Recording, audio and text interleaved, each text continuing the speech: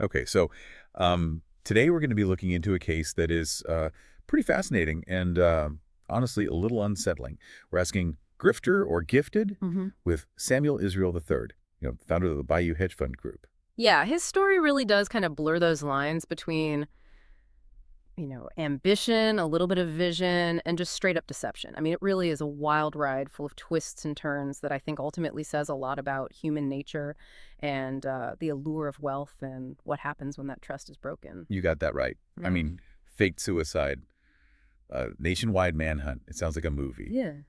But beneath the surface, there's a story of financial fraud that really did impact a lot of lives. So our mission today is to sort of unpack those facts and figure out, was this guy a true financial visionary who kind of got lost along the way? Or was he just a really, really good con man from the very start? Exactly. And it is easy to get caught up in the more sensational parts of the story, but it's important to really look at how the fraud actually worked, and the consequences for the victims involved. Right. So to kind of set the stage, let's go back to the mid-90s. Israel founded Bayou Hedge Fund Group in Stamford, Connecticut. And on the surface, everything seemed legit. Bayou was attracting hundreds of millions of dollars in investments. And there was even a family tie to, Wall Street royalty. His dad worked at the same brokerage firm as Warren Buffett. That connection to a figure like Warren Buffett is incredibly significant, actually. It probably gave Israel and Bayou an air of legitimacy, right? Made those potential investors feel more comfortable, maybe even eager, to hand over their money. It's a classic example of how con artists use these connections and appearances to build trust and credibility. Makes you wonder, right? I mean, if his name wasn't tied to such a prominent figure, would those investors have been so quick to jump on board? It's interesting how much weight a name can carry, especially in finance. Absolutely. But as we know, appearances can be deceiving. By the early 2000s, cracks started appearing in Bayou's facade. It turned out that Israel and his partner, Daniel Marino, were cooking the books.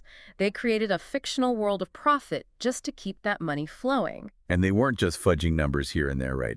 They went so far as to create a totally fake accounting firm just to issue bogus audit reports. That level of deception it's mind-boggling. It really is. I mean, this wasn't just sloppy bookkeeping or anything, right? This was a calculated scheme to mislead investors and regulators. They created this very intricate web of lies to maintain the illusion that this fund was thriving. And if that wasn't enough, they were secretly funneling investor money into this prime bank instrument scheme. Now, for anyone who's not familiar with these schemes, they were notoriously complex and often used confusing jargon to make them seem legit. They promised these ridiculously high returns with very little risk. They preyed on people's desire for easy money. And the SEC had actually flagged these schemes as outright scams in the early 2000s. Yeah, that detail is crucial because it really shows that Israel and Marino knew what they were doing. They were diverting funds into something that they knew was fraudulent. It wasn't just about inflating returns, they were actively looking for these risky and illegal ventures to further their deception. So by 2005, the jig was up. Bayou collapsed. The SEC filed charges, and both Israel and Marino pleaded guilty to multiple counts of fraud. Israel was facing a 20-year prison sentence. And that brings us to one of the most dramatic twists in this whole story. Right. Instead of taking responsibility and facing the consequences, Israel decided to orchestrate this brazen escape. It really captured national attention. I think the story is as much about his personality and his desperation as it is about the crimes that he committed. Yeah, on the day that he was supposed to report to prison, in 2008, Israel vanished. He left his SUV on a bridge with that now infamous "suicide is painless" message scrawled in the dust. The media went crazy, right? And a nationwide manhunt began. His face was all over wanted posters and even featured on America's Most Wanted. It was a very bold, some might say theatrical move that really amplified the intrigue surrounding his case. But the authorities did eventually catch up to him.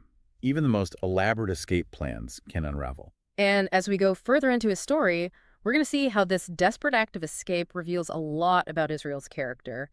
And it really did ultimately lead to his downfall. It really begs the question, was this a calculated move by a mastermind, or was this just the act of a desperate man caught in his own web of lies? Yeah, that's the million-dollar question. And we'll pick up on that in our next part. Definitely. Looking forward to it. So, before we went to that last part, we were talking about Israel's escape.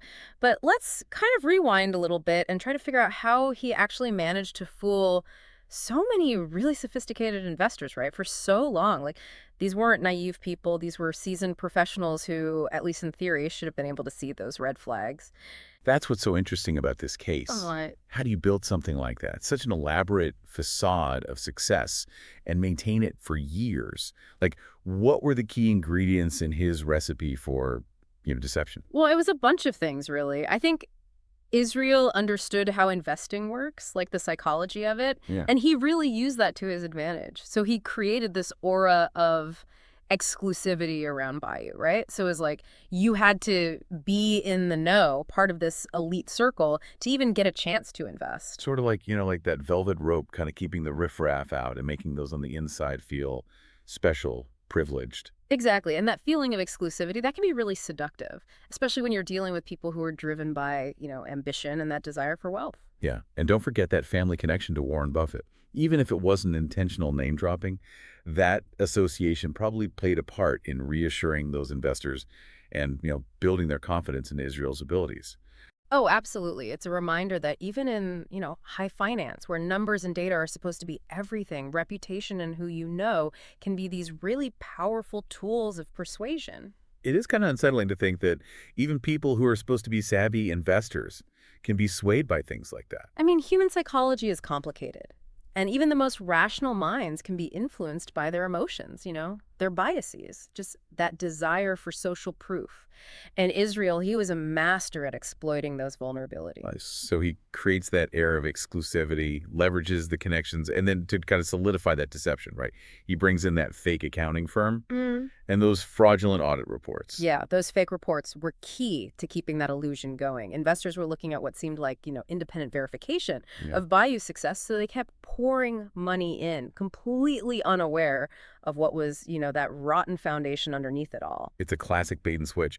Lure them in with the promise of high returns, back it up with what looks like solid evidence, and then bam, the rug is pulled out. And by the time the truth comes out, it's usually way too late. The money's gone, and the victims are left wondering, how could I have been so naive? And speaking of the victims, let's shift our focus for a minute to the human cost of Israel's deception. I mean, while his escape and then getting caught, that dominated the headlines. It's important to remember this wasn't just some Wall Street scandal. It had a real impact on real people. Oh, absolutely. We're talking about hundreds of people, individuals and institutions who trusted their savings to Bayou. Pension funds, university endowments, and everyday folks who were hoping to, make their future secure. These weren't just some faceless entities. These were real people whose lives were turned upside down by what Israel did. It's a stark reminder that this kind of fraud, it's not victimless. It can wipe out people's retirements, risk their kids' educations. It just leaves this trail of financial ruin in its wake. And those consequences, they reach far beyond the people directly affected, too. It erodes that trust in the financial system itself, Right. creates this climate of fear and uncertainty, and can really ripple through the economy. So yeah, well, Israel's story, it is this fascinating tale of deception and escape. Yeah. We have to remember that human cost, the real impact of his actions. Exactly. And I think that leads us back to that question of accountability. Even though Israel did ultimately serve time in prison, does that actually make up for the harm that he caused? Can you really call it justice when so many lives have been changed? Probably forever. It's a really tough question, isn't it? Because while punishment legally might satisfy a sense of justice, it doesn't just erase the pain and the suffering that those who were defrauded endured. Yeah, it goes beyond just this case. It forces us to think about the ethics of these financial crimes. How do you measure that true cost of what happened? And what does it mean to actually hold someone accountable in a system where the effects of their actions, well, they can be so huge and so hard to measure? Now, as we get into the final part of our deep dives, let's look at what happened after Israel was caught and explore what we can really learn from his story. Did his ultimate downfall actually bring any kind of closure or justice for those he hurt? And how does this case help us understand that blurry line between brilliance and, just straight up deceit in the financial world? So we've been kind of untangling this whole messy story of Samuel Israel III's rise and fall, right? Yeah. From like the top of the hedge fund world with Bayou to ending up in a prison cell.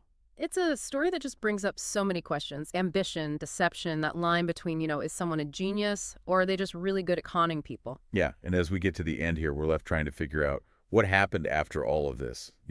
Israel, he gets caught, His big escape plan ends with him turning himself in at an RV park. It's kind of crazy to picture, right? This guy who once had millions, now he's hiding out in an RV. Talk about a contrast. Right.